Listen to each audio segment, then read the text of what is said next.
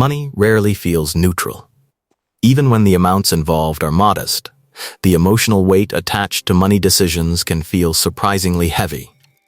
For many people, this weight shows up as a quiet tension between what feels urgent now and what feels meaningful later. We might notice it when choosing between immediate comfort and delayed satisfaction, or when thinking about future stability while managing present demands. This tension is often described as short-term versus long-term money thinking. But beneath those labels lies something much deeper and more human than simple preference. It is not about intelligence, discipline, or moral strength. It is about how the human mind processes time, uncertainty, and emotional safety. At first glance, it feels natural to assume that people who focus on the short term simply lack foresight, while those who think long-term are more patient or wise. But psychology tells a more nuanced story. The way people think about time and money is shaped by lived experience, emotional memory, and cognitive shortcuts that evolved long before modern financial systems existed. Our brains were not designed to optimize abstract future outcomes. They were designed to help us survive immediate conditions. When money enters the picture, those ancient systems often take the lead, even in a world that constantly asks us to think decades ahead. Short-term money thinking is often misunderstood. It is easy to label it as impulsive or careless, but that framing misses the emotional logic behind it. When resources feel uncertain, the brain shifts into a mode that prioritizes immediacy. This is not a flaw. It is an adaptive response. If tomorrow feels unpredictable, focusing on today feels rational. In such states, the mind narrows its attention to what is tangible and close. Abstract future outcomes lose emotional clarity, while present relief becomes vividly important. Long-term money thinking, by contrast, tends to emerge when the environment feels stable enough for the mind to extend its horizon. Stability allows mental space. When basic concerns are not constantly demanding attention, the brain can afford to imagine distant outcomes and attach emotional meaning to them. This difference is subtle but powerful.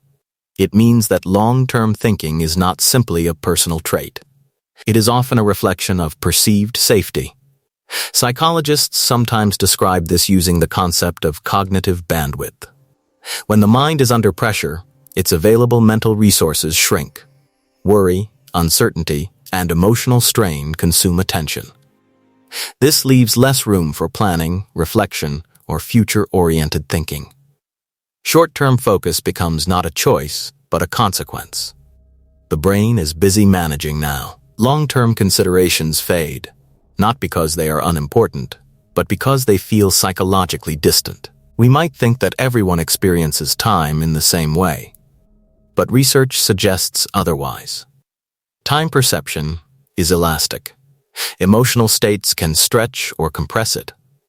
When someone feels secure, the future feels closer and more real. When someone feels stressed, the future feels vague and abstract.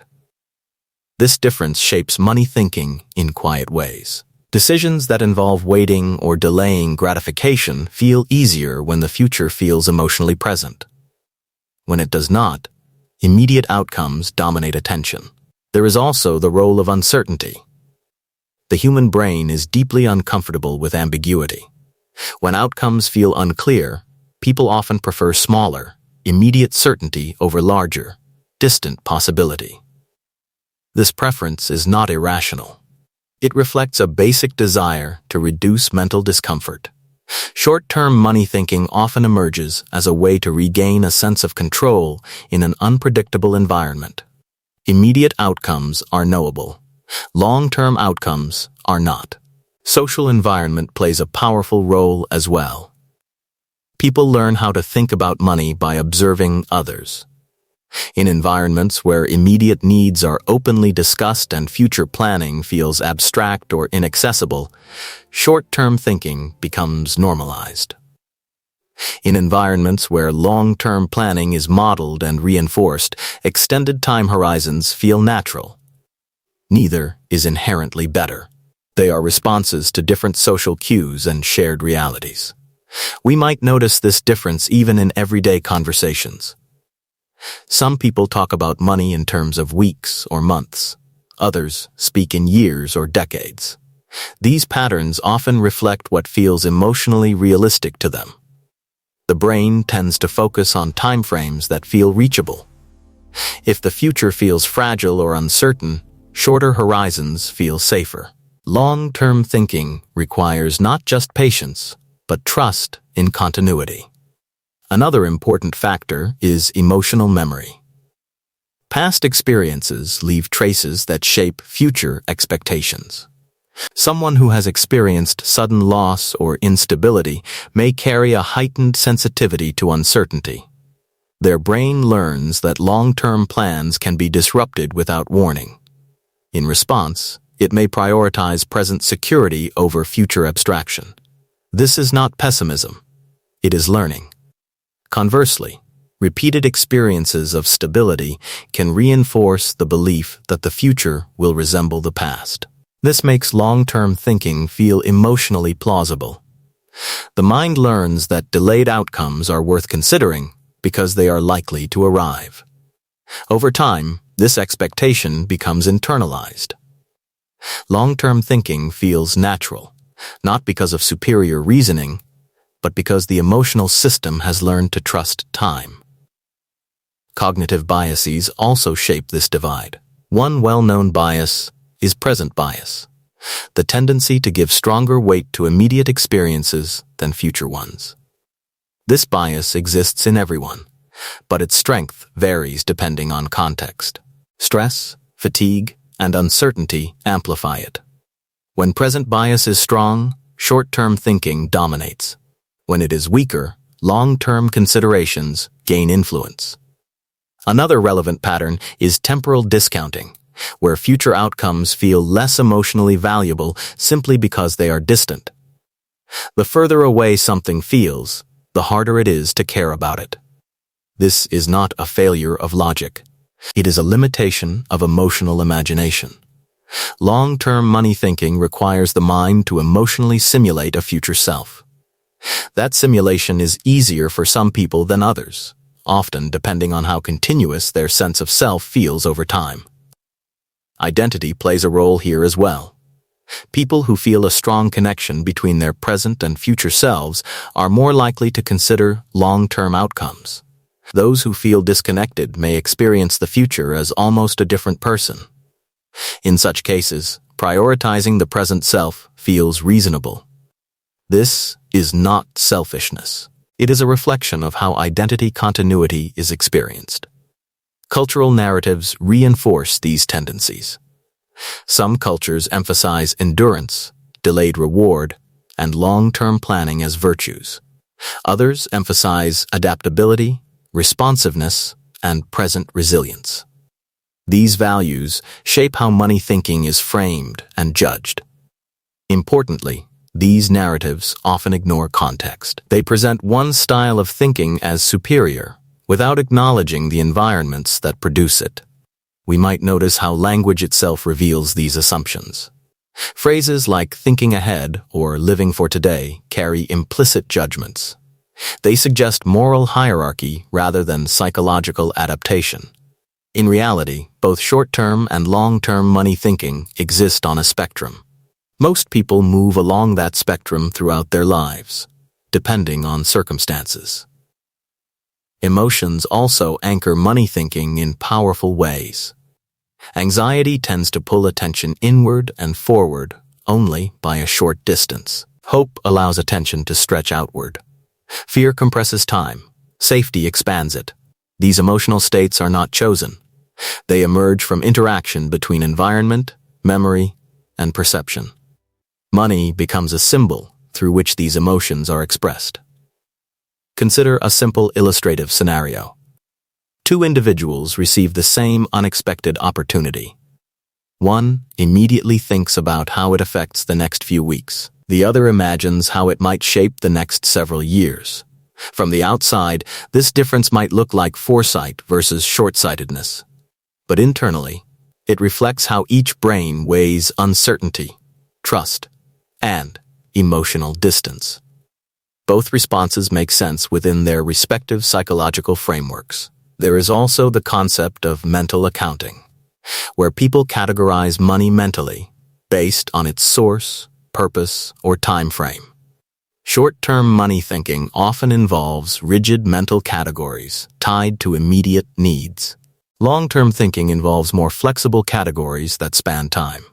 These mental structures are learned.